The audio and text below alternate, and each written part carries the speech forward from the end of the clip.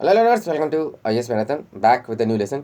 इस वाले लेसन में डिस्कस करेंगे about the jurisdiction and the powers of supreme court. This is the part 2। Part first upload हो गया है, उसको आप देख लेना एक बार, ठीक है। तो इसमें देखेंगे कि सुप्रीम कोर्ट कितना पावरफुल है इंडिया का। भारत की जो सर्वोच्च न्यायालय है कितनी पावरफुल है, राइट। तो पहला लेसन जरूर देखना, उसके बाद इसको देखना, ठीक है, तभी समझ में आएगा। तो अलादी कृष्ण स्वामी अय्यर ज़बरदस्त लीगल पर्सनालिटी है, इंडिया के कॉन्स्टिट्यूएंट असेंबली के भी मेंबर थे, ड्राफ्टिंग कमेटी के, है ना। इन्होंने कहा है कि the supreme court of India has more powers than any other supreme court in any part of the world. ये तो आप याद रख सकते हो ना, इसको कोट करना ज़बरदस्त है। तो जुरिसडिक्शन देखते हैं तो किस तरीके से original writ appellate advisory court of record है। उसके अलावा power of judicial review, constitutional interpretation करते हैं, अदर पावर्स क्या है इनकी, ठीक है। तो सबसे पहले लेते हैं हम यस ओरिजिनल जुरिसडिक्शन, यानी कि ओरिजिनल जुरिसडिक्शन क्या है इसका, ठीक है। तो एज अ फेडरल कोर्ट अगर हम देखें तो सुप्रीम कोर्ट जो है उसने वो डिसाइड करता है कि जो डिफरेंट यूनिट्स हैं इंडियन फेडरेशन की, उनके बीच के डिस्प्यूट्स को किस तरीके से सोल्व किया जाए। जैसे सेंटर एंड या एक स्टेट या एक से ज़्यादा स्टेट के बीच में अगर कोई कॉन्फ्लिक्ट हो, ठीक है। उसके अलावा सेंटर या किसी भी स्टेट्स के साइड से, या एक से ज़्यादा स्टेट्स के बीच में कोई भी तरीके का कॉन्फ्लिक्ट हो, या सेंटर स्टेट के बीच में, दो या दो से ज़्यादा स्टेट्स के बीच में कोई भी कॉन्फ्लिक्ट हो तो सुप्रीम कोर्ट उसको रिजोल्व करता है। This is the original jurisdiction. And because हमारा सुप्रीम कोर्ट क्या है, फेडरल कोर्ट है ना, फेडरल कोर्ट है। ओरिजिनल जुरिसडिक्शन का मतलब क्या है कि ऐसी पावर जो ओरिजिनली, यानी कि power to hear in the first instance, सबसे पहली बार कहाँ क्या सुना जाएगा, बल्कि अपील नहीं होती उसकी, ठीक है। By not the by way of the appeal, ठीक है। ये एक्चुअली होती है by the supreme court through the on the basis of the principles of separation of power and federalism, ठीक है। तो उसको बूस्ट करती है ये। तो with regard to the exclusive original jurisdiction की हम बात करते हैं, जब दो पॉइंट्स आप याद रखना। पहला है कि the disputes must involve a question, जहाँ पर एग्जिस्टेंस की एक्सटेंट की बात आती है लीगल राइट्स की, ठीक है।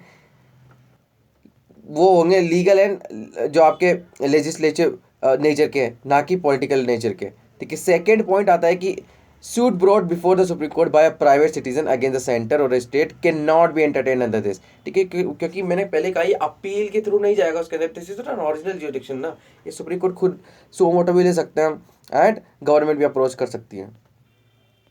अब कहाँ कहाँ ये वाला जो बेसिकली जुरिसडिक्शन है एक्सटेंड नहीं होता है, तो पहले आती है आपकी a dispute arising out of any pre constitution league treaty agreement covenant engagement, और किसी भी तरीके का इंस्ट्रूमेंट अगर कॉन्स्टिट्यूशन के पहले, तब ये जो है इसको डील नहीं करते।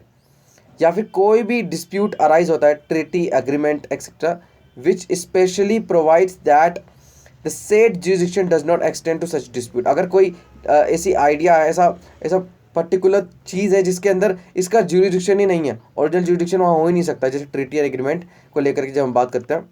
फॉर एग्जाम्पल इंटर गवर्नमेंटल जो एग्रीमेंट्स होते हैं, ट्रीटी होती है ना, सेंटर स्टेट के बीच में भी हो सकती है, ये स्टेट स्टेट के बीच में भी हो सकते हैं, तो उसमें इसका कोई रोल नहीं होता। Inter state water dispute, very very very important. Inter state water dispute में सुप्रीम कोर्ट का कोई रोल नहीं होता, याद रखना। नेक्स्ट आता है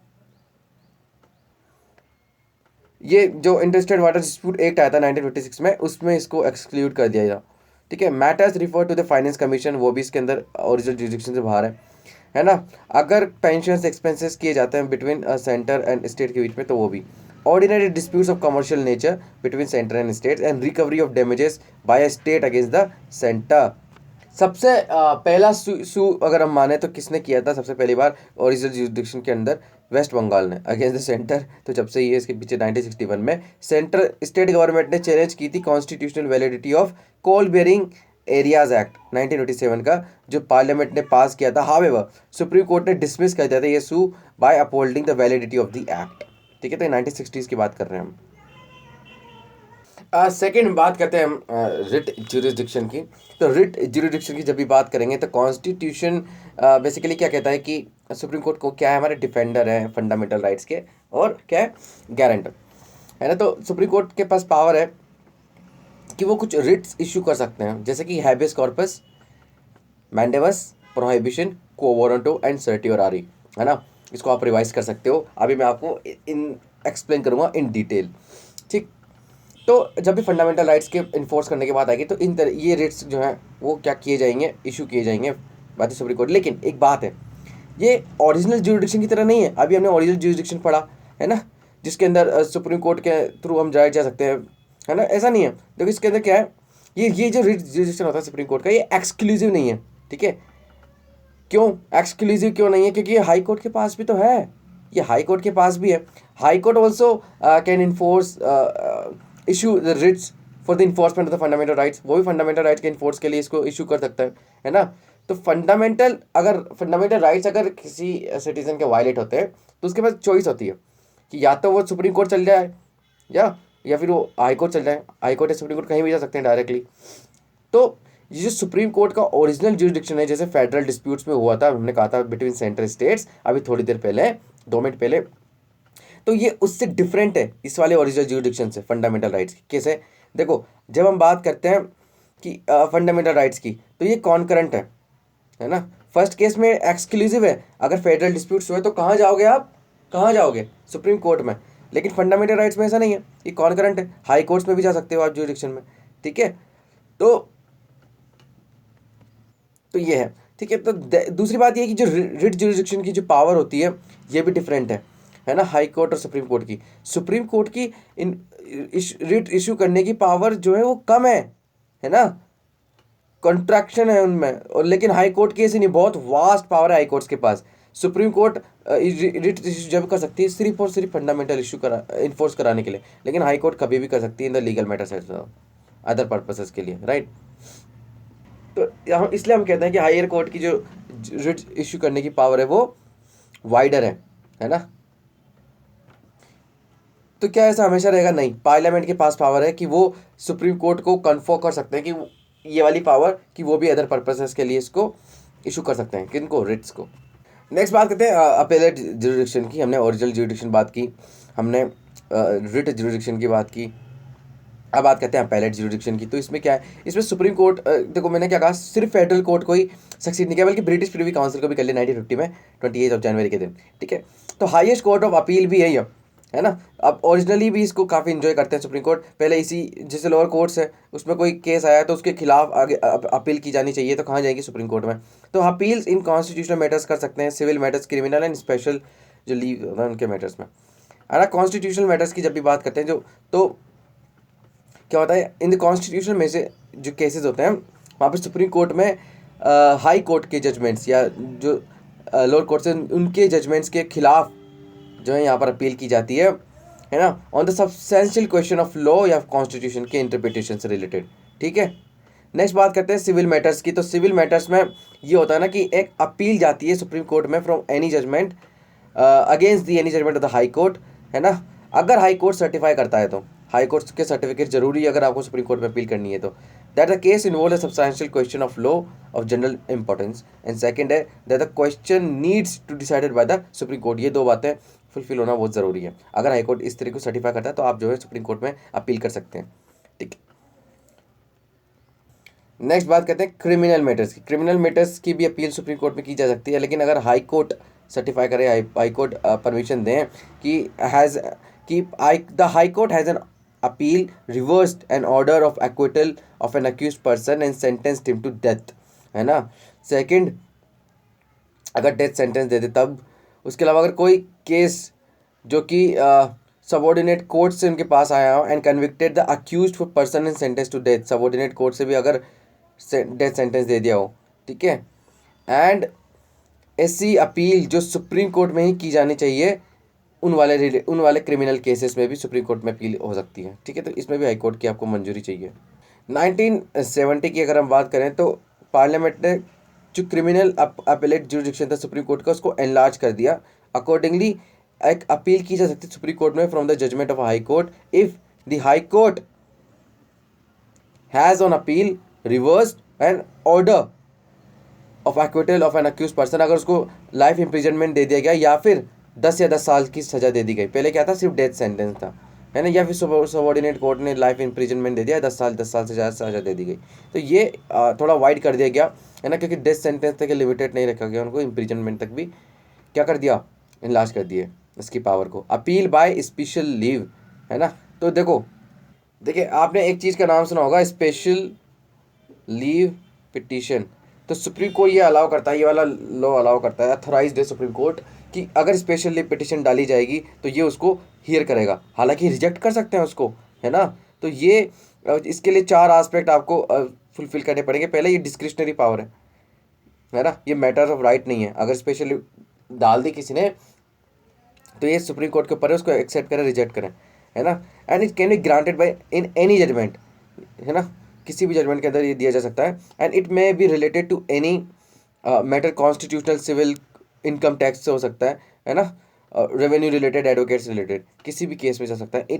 it can be granted against any court और tribunal and not necessarily against the High Court, किसी भी कोर्ट से, सिर्फ जो मिलिट्री कोर्ट्स हैं उसमें नहीं जा सकता। ठीक है, तो इसका स्कोप बहुत वाइड है, सुप्रीम कोर्ट के पास पावर्स हैं कि ये इसको एक्सेप्ट करें या ना करें। ठीक है, नेक्स्ट बात करते हैं एडवाइजरी ज्यूरिडिक्शन की। तो एडवाइजरी ज्यूरिडिक्शन मतलब आपको पता है कि एडवाइस अगर सुप्रीम कोर्ट की लेनी है तो आर्टिकल 143 ये बात बताता है हमको, अगर प्रेसिडेंट चाहे तो एडवाइस ले सकते हैं सुप्रीम कोर्ट से, है ना, on any question of law और पब्लिक इंपॉर्टेंस का कोई भी अगर टॉपिक रहता है उससे रिलेटेड बात कर सकते हैं।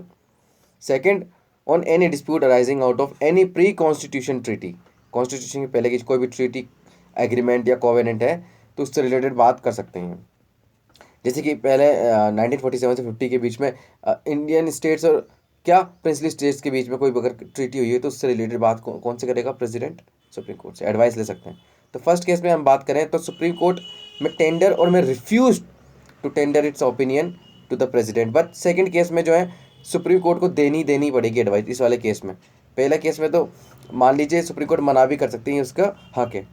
जो पब्लिक इम्पोर्टेंस या फिर हम बात करते हैं लीगल, अगर कोई एडवाइस चाहिए तो, है ना। तो दोनों ही केसेस में सुप्रीम कोर्ट के ओपिनियन एडवाइजरी है and not a judicial pronouncement, and binding नहीं है ये प्रेसिडेंट के ऊपर, फॉलो भी कर सकते हैं नहीं भी कर सकते हैं।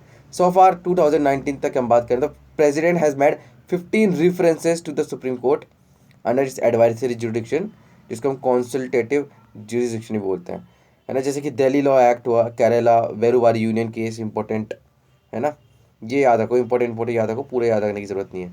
सी कस्टम केशव सिंह केस हुआ था। उसके अलावा जो प्रेसिडेंशियल इलेक्शन थे 1974 में, ये एक इंपॉर्टेंट है, इसको आप जरूर हाईलाइट कर लो, है ना। Next special courts bill, Ram Janmabhoomi case, it's important. Kaveri dispute Jammu Kashmir वाला, है ना। तो ये सब है, और रिसेंट है सबसे ज़्यादा 2G स्पेक्ट्रम जो हुआ था, है ना, इसमें भी, because it's a matter of a public public importance. As a court of record अगर हम बात करें, नेक्स्ट है इसका as a court of record. तो सुप्रीम कोर्ट के पास 2 तरीके की पावर है। तो सुप्रीम कोर्ट के जितने भी जजमेंट्स होते हैं, प्रोसीडिंग्स होती हैं, एक्ट्स होते हैं सुप्रीम कोर्ट्स के, are recorded in a perpetual memory and testimony, ये सब इसके अंदर ही लिखे होते हैं, रिकॉग्नाइज होते हैं sir, legal president and legal references, जो कहीं भी दी जा सकते हैं, कोर्ट में एंड लेजिस्लेचर में, कहीं भी, है ना। Second, it has power to punish for the contempt of the court, अगर मान लीजिए either with a simple imprisonment for a term up to 6 month and fine भी लगा सकते हैं 2000 तक का, और दोनों भी कर सकते हैं। 1991 में supreme court has ruled that किसके पास पावर है कि वो कंटेम्प्ट के लिए ही पनिश नहीं कर सकते, बल्कि not only of it self but also high court, subordinate courts, tribunals और एंटायर कंट्री। देखो ये कहते हैं कि किसी भी कंट्री, हमारी कंट्री में किसी भी जगह अगर tribunals, high courts, subordinate courts, किसी का भी अगर अवहेलना की जाएगी, कंटेम्प्ट किया जाएगा तो आपको पनिश किया जाएगा। ठीक है, वो सिविल और क्रिमिनल कोई भी केस हो, सिविल कंटेम्प्ट हो या क्रिमिनल कंटेम्प्ट हो। जैसे कि मान लीजिए कोई जजमेंट दिया गया, है ना, और उसका डिसोबीडियंस किया गया, रिट दिया गया, उसका उसका पालन नहीं हुआ, है ना, विलफुल ब्रीच की गई किसी भी जजमेंट की या फिर कोर्ट के ऑर्डर की, तो तब भी कंटेम्प्ट ऑफ कोर्ट माना जाएगा। उसके अलावा अगर मान लीजिए स्कैंडलाइज किया जाने लगा या गवर्नमेंट या फिर कोर्ट की अथॉरिटी को लोअर किया जाने लगा, कोशिश की तो, ठीक है। सेकेंड, प्रीजुडाइसेस और interferes with the due course of judicial proceedings, अगर उसमें दखल देंगे तब भी कंटेम्प्ट ऑफ कोर्ट है। नेक्स्ट है, अगर जस्टिस एडमिनिस्ट्रेशन में किसी भी तरीके से उसको ख़त्म करने के बाद की, ऑब्स्ट्रक्ट करने के बाद की, इंटरफेयर करने के बाद की, तो it's also a contempt of court. ये थोड़ा इंपॉर्टेंट यहाँ पर है कि कोई भी innocent publication, distribution of some matters, जैसे कि फेयर एंड एक्यूरेट रिपोर्ट दी गई जुडिशियल प्रोसीडिंग्स की, है ना, फेयर और रीजनेबल क्रिटिसिज्म किया गया जुडिशियल एक्ट्स का, तो ये सब जो चीज़ें हैं वो कंटेम्प्ट ऑफ कोर्ट में नहीं आती है। लेकिन क्या ऐसा है क्या, है ना, कितने ही लोगों पे कंटेम्प्ट ऑफ कोर्ट लगे हैं, है ना, in the last 3 to 4 years, है ना, वो सब आप जो है न्यूज़पेपर्स में पढ़ सकते हैं। नेक्स्ट आती है power of judicial review. Judicial review के पावर को हमने बहुत अच्छे से डिस्कस किया है ना। कॉन्स्टिट्यूशनलिटी जो लेजिस्लेटिव लॉज की होती है, नेक्स्ट की होती है, किस तरह के सुप्रीम कोर्ट के पास पावर है, खत्म कर सकते हैं उसको, राइट, अल्ट्रा वायरस डिक्लेयर कर सकते हैं किसी भी लॉ को। कॉन्स्टिट्यूशनल इंटरप्रिटेशन, देखो बहुत सी ऐसी डॉक्ट्राइंस हैं, बहुत से ऐसे प्रिंसिपल्स हैं जो कि कॉन्स्टिट्यूशनली इनको इंटरप्रेट करने की बहुत ज़रूरत होती है, और वो कौन करता है, सुप्रीम कोर्ट करते हैं, है ना। अब इसके अंदर कुछ इंपॉर्टेंट डॉक्ट्राइंस है, जैसे डॉक्ट्राइन ऑफ सेवरेबिलिटी, उसके अलावा डॉक्ट्राइन ऑफ वेबर, एक्लिप्स। ये थ्रू टाइम बनता क्या है, कन्वेंशन से बनते गए कि सुप्रीम कोर्ट ने इनको बनाते चले गए। Territorial nexus, substance, pith and substance, very important. Colourable legislation, implied powers, ये सब डॉक्ट्राइन ऑफ प्रेसिडेंस, है ना, लिबरल इंटरप्रिटेशन, ये सब डॉक्ट्राइंस बनाई गई, और ये इंटरप्रिटेशन के टाइम पे हम बात करते हैं सुप्रीम कोर्ट के पास ये अथॉरिटी है। अदर पावर्स की बात करें तो सुप्रीम कोर्ट के पास बहुत सी अदर पावर है, जैसे कि ये डिसाइड कर सकते हैं कि जो डिस्प्यूट्स होते हैं वह प्रेसिडेंट या वाइस प्रेसिडेंट के इलेक्शन से रिलेटेड, जिसमें इन्हीं का original, exclusive and final authority रहती है और बाइंडिंग रहता है इनका डिसीजन, अगर कोई डिस्प्यूट होता है तो वाइस प्रेसिडेंट या प्रेसिडेंट के इलेक्शन में। Next, it enquires into the conduct and behaviour of chairman. जब हम बात करते हैं यूपीएससी के चेयरमैन या जो कि प्रेसिडेंट के द्वारा दिए गए हों, अगर यूपीएससी के चेयरमैन ये जो क्या है, अगर गिल्टी साबित होते हैं तो ये रिकमेंड कर सकते हैं प्रेसिडेंट को उनके रिमूवल के लिए, है ना। और ये बाइंडिंग होती है इनकी एडवाइस प्रेसिडेंट के ऊपर। ये अपने ही जजमेंट्स को खुद भी रिव्यू कर सकते हैं एंड बाउंड नहीं है कोई प्रीवियस डिसीजन से, ठीक है। तो सेल्फ करेक्टिंग एजेंसी भी है ये। Next, it authorise to withdraw the cases pending before the high courts and dispose them by itself, है ना। कोई कोई सा भी केस उठा करके ये क्या कर सकते हैं, उसको हियर कर सकते हैं उस पर, ठीक है। It can also transfer a case और appeal pending before one High Court to another High Court भी दे सकते हैं, ठीक है, ट्रांसफर भी कर सकते हैं। तो केस बांटा भी इनके द्वारा ही जा सकता है। और इनके जो लॉज हैं वो बाइंडिंग होते हैं all the courts of India, मना नहीं कर सकता कोई भी। ऑल अथॉरिटीज सिविल और judicial in the country should act in aid of the supreme court. Next, इनके पास जुडिशियल सुपरिंटेंडेंस की भी पावर है। जितने भी कोर्ट्स हैं कंट्री के अंदर सब पे इन्हीं का हक है, सुप्रीम कोर्ट जो चाहेगी वो होगा, ठीक है। तो it's a very powerful body. देखिए, अभी तक हमने सुप्रीम कोर्ट के बारे में सब कुछ जान लिया है, सब चीज़ें हमने इसके अंदर डिस्कस कर ली है। लेकिन आप जो है मैं आपको कुछ होमवर्क देना स्टार्ट करूंगा, ठीक है। कुछ टॉपिक्स जैसे रहेंगे आपको खुद से पढ़ना है, अगर उसमें कोई डाउट्स आते हैं तो you can directly reach us, okay. तो जैसे आज का पहला होमवर्क है आपके लिए सुप्रीम कोर्ट एडवोकेट्स के बारे में जानना। सीनियर एडवोकेट्स कौन होते हैं, एडवोकेट्स ऑन रिकॉर्ड्स कौन होते हैं, और अदर एडवोकेट्स जो सुप्रीम कोर्ट के अंदर होते हैं, है ना। जैसे स्टेट बार काउंसिल में किस तरीके से उनका रोल होता है, एडवोकेट्स एक्ट 1961, ये सब। सेकेंड होमवर्क है आपका Indian supreme court and American supreme court में क्या डिफरेंस है ना, इनके बीच में कंपैरिजन करना है। ये सब मैं आपको यहाँ पर प्रोवाइड कर देता हूँ, और टेलीग्राम ग्रुप में जाना, वहाँ पर बुक भी मैंने शेयर कर दी है। ये कुछ रिलेटेड आर्टिकल्स हैं, है ना, ज़्यादा पॉइंट नहीं है, 7 पॉइंट्स आ रहे हैं, 8 पॉइंट्स आ रहे हैं, है ना। इनके कंपैरिजन में बिल्कुल इसको पढ़ो आप अच्छे से एंड रिवाइज करो जितना हो सके। एंड अगर कोई भी दिक्कत आती है तो you can directly reach us, okay. Next session में बात करेंगे जुडिशियल रिव्यू की। तो जब तक के लिए stay tuned and have a nice day, keep reading, keep studying and keep sharing and keep supporting IAS method.